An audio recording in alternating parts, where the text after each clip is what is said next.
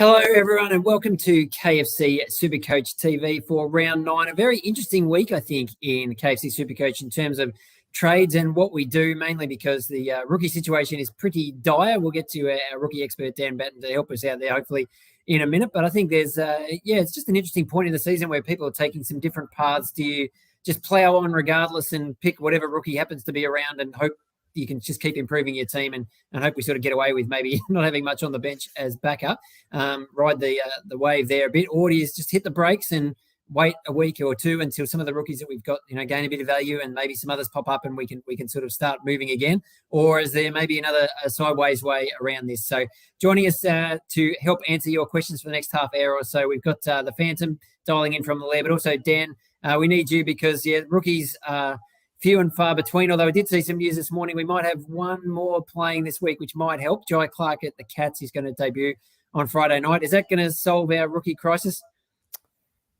G'day, Al. I don't think it will, honestly. Just looking at his VFL numbers, he scored 30 KFC SuperCoach points in his last VFL game. I think they're pretty short on numbers. Who knows if he's just debuting as a sub, which the Cats have done before with others. So I wouldn't say he's solving the crisis, especially at 170K.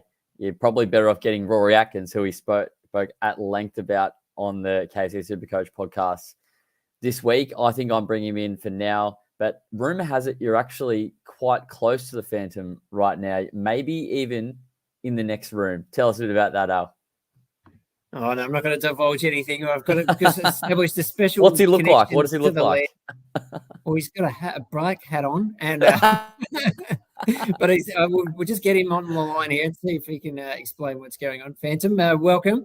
How are you travelling, and what do you make of the situation trade-wise in SuperCoach this week? I mean, I think at this time of year, what we'd all love to do is just downgrade one of our rookies who've maxed out in price, and there's a few of those on offer, down to someone who's come in maybe on their second game, about to be on the bubble and go up in price, and then we use the other, the money to trade another rookie up to a primo. That's how we like to upgrade. But it's getting a bit tricky the way that the rookies are at the moment. There is one on the bubble in Josh Weddle at the Hawks, but it doesn't seem like he's super popular in the KFC SuperCoach world. So should we be giving him a bit more love, or is there another way we can fix this situation? Hello, Al and Dan, just quickly, and I'm not too close to you, Al, but I am very close to Dan Batten. Now, he called me out a couple of weeks ago, Al, publicly shamed me in the past. Deservedly. I'm about plus 120 up on Dan Batten, so I'm coming for him. I am over here in Victoria. I'm coming very hard for Dan Batten. I made a little bit of a resurgence. My team is looking okay, but just on the trades, I think we all went, not all of us, but a lot of people went quite hard, quite early. We sort of took some lessons from last year with the boosts and the extra trades, and you didn't want to be caught behind early in the season. So the upgrade season started. The standard upgrade season started a lot earlier this year, and it did last year a little bit too. So we're getting into this point now with, obviously, the rookies are a problem, but trades are also a problem too. I only made one move last week. I wanted to go Jack Steele. That's what I've been doing for the most part of the year, and that's what we've been saying to do, jump on the value when it's there. But I didn't want to force it again. That would have taken me down to about 17 or 18 trades. And you look how many rounds to go, look how many premiums are short on your field. Can you even get to the full team? Obviously, some teams are going to have to carry your mid-prices at the bottom end of their fields, given trade counts. But be okay also with not trading this week, given what's around. As you both learnt last week, by the looks of it, trading doesn't always equal the points. So you don't always need to go hard right now. Don't be afraid to use the boost again, because we get the 3 over the buy rounds as well. But again, I'll look at Blake Drury a week early. I need to get Clayton Oliver into my team. But again, I'm not set on that.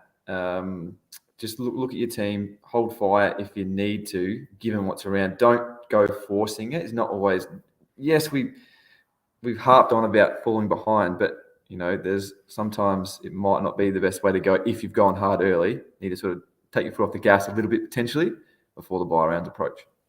At Tim Mitchell, you've tagged him in that post. I reckon Phantom. He's used maximum trades just about, or even our friend, the Squadfather, just coming down. His maximum trades as well. Yeah, I think it's worthwhile advice. Like, I'm sitting currently before this week at 20 trades. So I think there was probably one week where I got a bit lucky. I didn't have Darcy Cameron, those injury issues. So I'm going full steam ahead using 2. But yeah, I think it's definitely worth at least saving 1 boost for the buy rounds. It's going to be very tough to navigate. I think looking at some of the best options this week, they are 14 and 15 buy round players. So, and we're going to be really caught out because the first couple of weeks, it's pretty free of players. We're going to have a best 18 quite comfortably. You might even have 20, 21 players those weeks, but the 14 and 15 rounds look very tough, especially with no rookies really on the horizon as well. So, Dan, what's your take on people going early on Blake Drury? He's the most popular trade in this week. We liked him a bit in the preseason. There was word that he was a bit of a Caleb Daniel type playing halfback for the Kangaroos, and we love those in KFC SuperCoach. And then made his AFL debut last week and looked pretty good, especially in the first half. Got up to about 40 points at half time, but then died off a bit in the second half with the rest of the Kangaroos team, I guess. But a lot of people are going early because there's not much else around. And given the fact that he's 102K, that gives you a bit of extra money to spend. And, his dual position says he ticks a few boxes. But to me, it is a risky move just because, it's taken until round 8 for him to come into the team. We don't know. Like, he wasn't bad, but I didn't think he, did enough to cement a spot. Who knows if he'll be, what happens this week if he comes out and scores 25 and then he could be straight out. Yeah. And then we're left with another dead rookie on our benches. And I've got plenty of those already. I think if you can, I'd rather wait a week and, potentially bring him in next week. If we know he's played 2 games and he gets picked again for a third, obviously you feel a lot more comfortable doing it that way. There is a rookie on the bubble in Josh Weddle. I mean, should we be looking at him or is he just sort of a key defender that we can't really trust either? But obviously leaves us in a pretty tricky position. But, who would you take of those 2, I guess? Yeah, it's a great question and one that KFC SuperCoaches will be pondering this week. But I think considering he is about 135K Weddle, and I like him as a player, I think he'll be, quite good as that sort of defensive, whether it's a wingman or a sort of a third tall key back. But I just don't think he's a SuperCoach pick at this point. He's 30 and 50 in his 2 games so far. And who knows if he actually stays in this week, let alone the next week. I think Drury probably has better job security, and that's off 1 game of 50. So, I mean, that's saying probably more about Weddle than it is Drury. But I think Clarko talked up Drury after his debut, saying that, a guy with that sort of effort, he's going to stay in the side. So, and he can play both positions as well. As you said, he can play back, he can play up forward. He's a crafty player. Doesn't have to get heaps of touches to score KFC SuperCoach points. And I don't think he's going to get heaps of touches in that North Melbourne forward line. But yeah, I'd say of those 2 options, he's the best one. Jumping on him a week early, obviously it is a risk. We know it's a risk. Plenty of time and time again, we've done this and they've been dropped the next week. So you're definitely entering it with a risk. But I think of those 2, you're probably picking Drury. Or our man Atkins, who knows, Al? Yeah, I agree. Dan, you speak about doesn't have a lot of ball to score well. 13 touches, no clangers for Blake Drury on debut, which is a good stat. We know the negative acts in KFC SuperCoach. Big risk, I agree. I'm looking at it, but again, there it does come with a risk. You don't want to force something, but again, if he needs the money to get the value or you're in striking distance of another upgrade. Not Alex Chincotta levels of certainty going early on a 102K rookie, but again, the option is there to do it, something I'm considering, but I do agree there's significant risk attached, so assess the rest of your bench, I guess, before pulling the trigger. Another thing that I'm factoring in with that decision too is that, if I go early a week on Drury now, not only is that a bit risky, but you think hopefully it'll be all right. But then you'll get to next week, and we don't really have any other rookies on the horizon who you can bring in next week. So if people trade in Drury next week, they might have to just pause not do a trade next week. Maybe Tom Berry made his debut for Gold Coast last week, and I didn't think it was too bad as a bit of a sort of forward pressure role, but there's a few players who are looking to come back into that team, so he could easily go back out. Clark, as you said, first gamer, that's 1 this week, which is good, but he's a bit more expensive and might be the sub anyway. So, yeah, I think given the fact that I'll probably one of the next 2 weeks I might not be able to trade anyway, then maybe I'll just sort of wait this week, and then it gives me a little bit more cash out of someone like Will Ashcroft, who I know a lot of people are keen to maybe trade out after his 37, I think it was last week, and that's fine. I mean, he's not going to make a heap more money, so I can understand that if that gets you a really good player, but at the same time, I don't think he's really going to lose any value. He'll just hover around that price. He actually has a really good record at the Gabba, where they play again this weekend. He scored his 2 100s have both been there, so hopefully he can, make a little bit more money for me this week, and then I can make the move next week. But the big talking point that you've touched on already, Dan, that we need to discuss, as a commenter here has brought up, Rory Atkins. I assume that's who he's talking about, not Tom Atkins. Is this a potential solution? I mean, you would need a fair bit of money in the bank to downgrade to Atkins and then have enough cash left to make another upgrade. But what I'm considering is maybe just making the one trade this week, effectively going sideways, trading someone like Alwyn Davey, who's, I think he made $100 last week. He's not really going to do much more for me.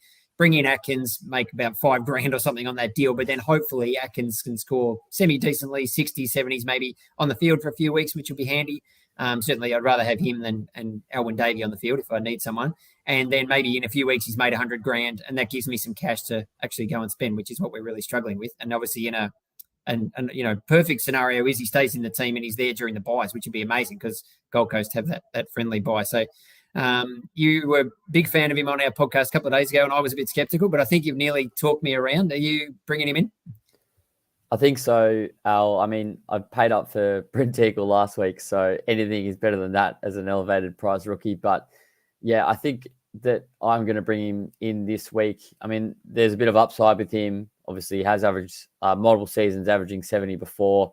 His last couple of seasons, he's had sub-affected games. And obviously there is a question mark over his long-term job security. I'm not sure he does make it to the buys necessarily, but at the moment with, cash generation pretty dire, I think we've probably got to just take the punt and hope that it does work out, because if he stays in, he could easily score 70 3 weeks in a row. And before you know it, he's up to 300K. So even if he averages 60 from here in the next 4 or 5 weeks, he makes 100K. I think if he is in the role he's in right now, which is he's taking kick-ins, which is a massive tick. He's 28 years old, mature ager. He's averaged decent numbers before. I think it's a worthwhile investment at this stage, especially with the potential for him playing in the buy rounds as well.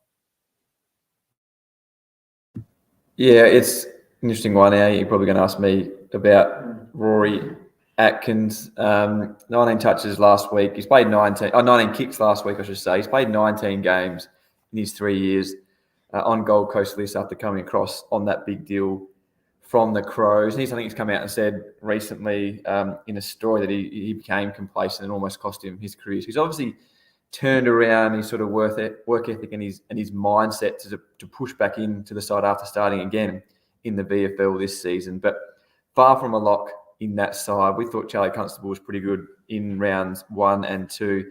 He was dumped when a few other guys came back. So Lockie Weller obviously not playing, but 200K, I'm not going to go there. If it was 102, 123K and it gave you 130, 140K to fund another upgrade, I think that's when I'd probably take the risk on a Rory Atkins.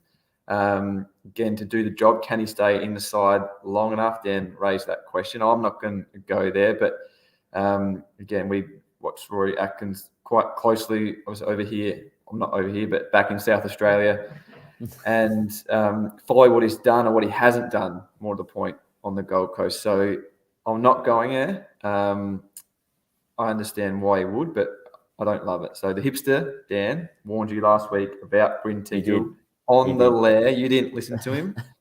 He was right again. He could stay in, though. He could stay in. It looks like they may go in unchanged. He's been right on a few Port Adelaide players in the past. So listen to the lair. We'll be back next week. We've got to get to a few of these questions, and people asking about some upgrade targets as well. Travis, we'll just let him take the glory for this. We should have listened to him. We should have got Noah Anderson before he scored 189. So I know a lot of people are trading him in this week, including the Godfather, I think, as mentioned earlier, Abdul, our guest from last week. I'm not sure I'd be chasing those points, but obviously he's going pretty well. So if you got his points last week, that was a pretty good move. Now, Craig's asking about, mentioned Ashcroft, trading him out.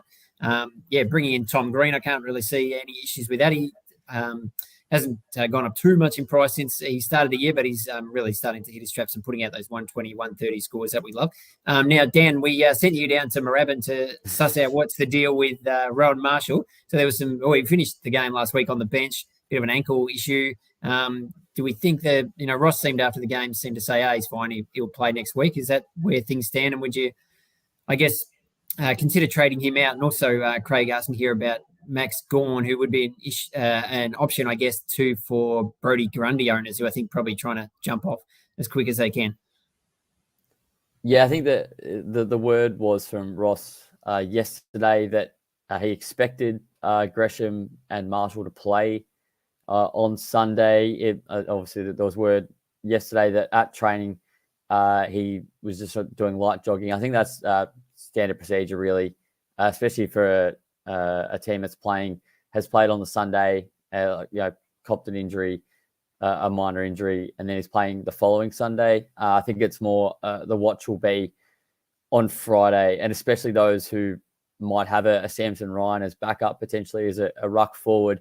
It may be the case of just chucking him as emergency on the Friday night and having to do that, as opposed to playing him up forward if you really want that ruck cover and don't want to potentially waste a trade if Marshall is out. But it seems like it's obviously he was a bit cautious and umming and ahhing about Max King and whether he would play, but seemed pretty certain about Rowan Marshall. So I wouldn't be too concerned. At least for now. I think the real test will be tomorrow. So I wouldn't be trading Marshall out, especially you're trading Gawn, who could be, we know that in the dual position reveal from Tim this week that Max Gawn is a big chance to score forward status. And he does have my man Bryn Teakle next week. So expect him to drop a 180 there. But I wouldn't be trading out Marshall at this stage, especially when we don't know the full details yet.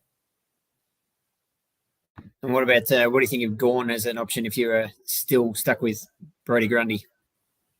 Yeah, I really like it. I mean, I'm considering bringing him in. I'm with one ruck at the moment. I was going to potentially bring in English this week, but I think I'm going to go Dawson instead. But yeah, the draw does open up a bit for Gawn, as you revealed in SuperCoach Plus this week. He scored 172 in 2 of his last 3 games against Hawthorn, who he comes up against this week. Pretty low break even as well of 80.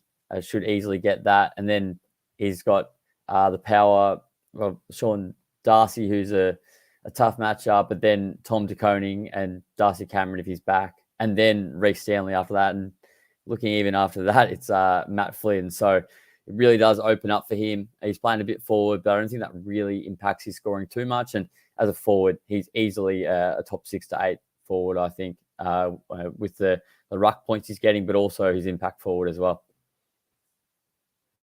Yep, I agree with that. And then he might be DPP in a few weeks. We'll find out. But phantom question for you, Geordie here, pushing with plenty of exclamation points. Max Holmes, my memory serves, he might have been a hipster preseason, one of his candidates. I'm not sure if he made his final team or not, but has been scoring pretty well. And with no Dangerfield, Guthrie's out, a few injuries there at the Cats, he does seem to have moved more into the centre square kind of role. So is he a viable option at, let me look up his price, $488K? People are scrounging around, don't have enough money to go all the way up to a Clayton Oliver type. Could he be someone we could look at? Firstly, I'm just shocked Geordie Barr's pushing another Geelong player. That's what he does here every week on the show. We love his questions. Hipster No tells me after every good Max Holmes score that he almost started him, but he didn't. Obviously, that's a common thing in KFC SuperCoach, averaging 100, I think, over the past 5 matches. Centre bounce numbers sort of haven't gone through the roof at all at any stage, really, but he's sort of been consistent. He has features in the bottom end of that rotation, a little bit lower round 8 than round 7 when Tanner Bruhn come back into the side. The numbers show, but obviously Danger missing now. Brandon Parfitt, there was talk about him coming in and pushing in through that midfield as well. But Holmes, as he showed last year as well, doesn't always need, and this year again, he's so good on the outside too, he doesn't always need to be on ball. It sort of complements that contested possession, that his hands in tight complement what he can do on the outside. So $498K though. It's not. I don't think it's cheap enough to sort of chase that value. You can spend 20 or 30K and get Andy Brayshaw or Jack Steele. Is Andy Brayshaw back after that huge performance last week? And no surprise, really. It came after Brayshaw himself came out during the week and mentioned he's sort of finally playing pain-free his knee as well. So he got around much better. Watched that game last weekend. So I'd prefer going up to him or Steele rather than settling for Max Holmes type. You're going to be stuck probably in the middle. He's probably going to could average 100 for the rest of the year, but I don't think he's going to be 110 man just yet. Yeah, and Thomas Voss here asking a similar question about Bailey Smith, $497K, so another value, potentially premium, just sort of low tons the last couple of weeks. So, yeah, we know he can do it and there's value there. Just the dogs are always a worry. Like, apart from the Bont, who can you trust is going to, where they're going to line up, what Bevo's going to do every single week. So, I'd probably be steering clear a little bit of him. There's a question here too from Jeff asking about trading Ridley. I think you probably have to do that. He's out definitely this week after copping a backhander from Junior Rioli. So unfortunately, he's dropped a lot of money and I don't think you can really get much from him. And I even looked him up thinking, is this going to be a guy who'll fall a heap in price? Pardon me, and we can look to grab him in a few weeks, but I don't know if his scoring's been that good anyway, sort of averaging in the 80s. So probably wouldn't be a top priority for me. Question 2 on the DPPs. There's an article on heraldsun.com.au and Code Sports and the Advertiser. Tim, our friend, is all over those DPP numbers. And I think Sam Walsh is looking pretty good. He's on about 39% so far. So he needs to be at 35% after round 11. So another 3 weeks, which he's sort of starting off half forward a little bit. If he gets it, Dan, would you be looking to bring him in? And I think Gorn's the other one who we think will be the big name DPP. And Petrarca is close, but he'd probably need to play a little bit more forward over the next couple of weeks. Yeah, that's right. Just looking at, just on Bailey Smith quickly, I mean, he had 0 CBAs in his last game, still managed a ton, but yeah, I probably would be steering clear, even though he's got that DPP now. And with the amount of forwards popping up, it looking likely that Walsh will get it. And also Gorn as well. And the fact that we've probably all started with 3 or 4 forwards and have traded in a Canelio or another type like that, we're going to be struggling for forward spots, I think. I mean, Walsh is an absolute must-have just because of his price and the fact that he's sort of just scoring tons, and he's he's very consistent. But I wouldn't be necessarily bringing him early. But if you've got forward spots available, I'd probably be leaving him for the moment, or who knows, you could trade in Walsh a week before. I think the Blues do have a bit of a tough run coming up, but you expect him to just be winning the footy no matter where he is. So, yeah, I think that he is a good option, but I wouldn't be absolutely rushing to bring him in just yet. You could get a guy like Gorn for 100K cheaper who could potentially score more over the next 4 weeks. Yeah, I'm not sure if he's quite the sort of 120 guy that we had a couple of years ago in the role that he's got at the moment. But, yeah, definitely one to keep an eye on. A couple of quick questions we can rattle through before we talk captains for the week. Matt, what do we do with LDU? Unfortunately, I think you probably have to trade him. Just seems to be carrying some kind of injuries. Scoring is definitely nowhere near where it was in the first couple of weeks. Might get a quick answer from the Phantom on that because I'm not sure if he's still carrying him as well. And also you can answer this one. I think I know what the answer to this is going to be. If someone doesn't have Goulden, do you bring him in now?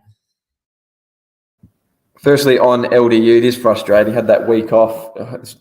Hopeful that he was going to get a bit of rest on that heel, the foot, or whatever the issue is with him. But got a bit of the footy last week. We looked a bit rusty. So, again, I'm still going to upgrade the rest of my team. Get the rookies off the field first and then assess LDU. I'm not in a boat to he's still a premium, I think. So you can't sideways or spend the money on upgrading him now. I think I'd rather use that money to get that rookie off the field, then assess. Josh Errol-Goulden, I think, went huge last week. Again, what we've seen on him so far, we don't expect him to average 110 or 115, but there's going to be some big scores. He does enough when he doesn't get as much of the ball either to score well. So I think, like we said, the start of the year, top 6 forward in KFC SuperCoach. And if we can see a couple of big performances like he did put together on the weekend, I think he's a must at a good price.